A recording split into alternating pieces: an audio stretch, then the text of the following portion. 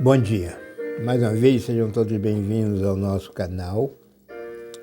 Nosso texto desta segunda-feira, dia 19 de junho, está em Esther 6,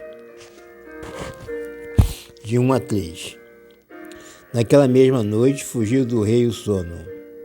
Então ele mandou trazer o livro de registro das crônicas, as quais se leram diante do rei. E achou-se escrito que Mardoqueu tinha denunciado Bigtã e Teres, dois dos eunucos do rei, guardas da porta, que tinham procurado tirar a vida ao rei Assuero.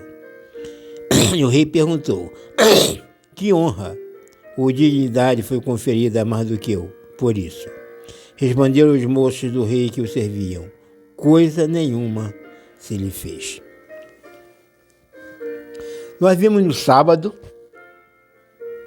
que Mardoqueu denunciou a conspiração daqueles dois eunucos do rei, Bigtã e Teres. Aqueles homens que desejavam ou que tramavam a morte do rei. E, como vimos, o rei mandou investigar e, confirmando a veracidade da denúncia, mandou justiçar, quer dizer, mandou enforcar aqueles dois homens. A ação de Mardoqueu passou despercebida. Ele continuou a sua vida, ele continuou procurando saber as novidades para poder manter Esther informada. Parece que nada ia acontecer. Mas, de repente, quando menos se espera,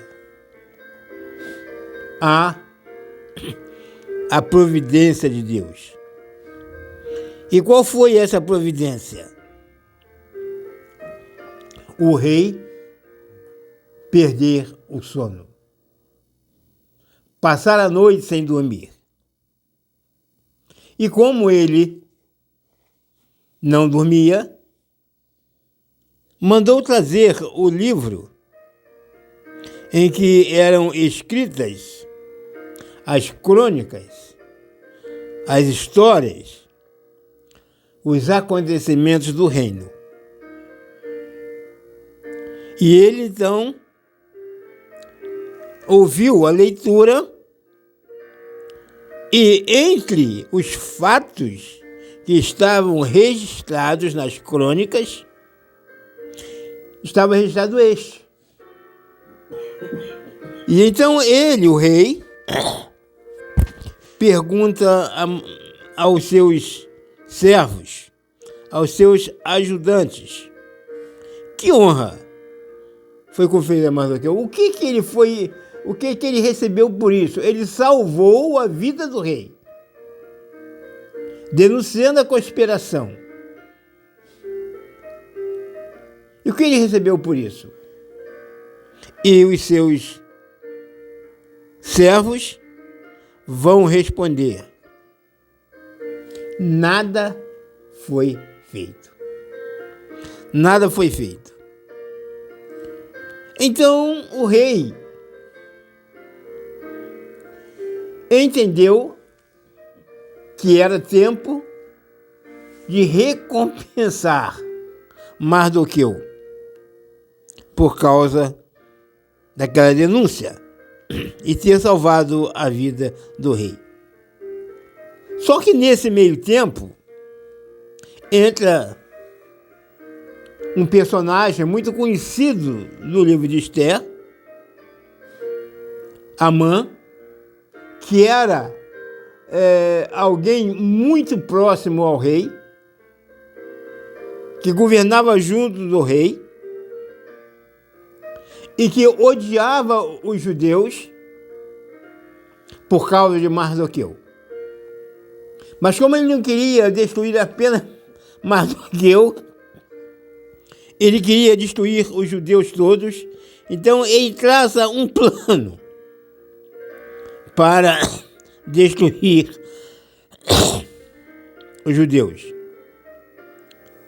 Mas mesmo assim, traçando esse plano, ele continuava a ter a sua conduta diante do rei como boa.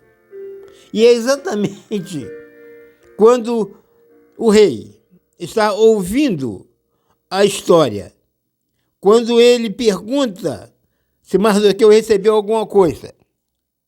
E é exatamente nesse momento que entra este homem que odiava os judeus, chamado Amã.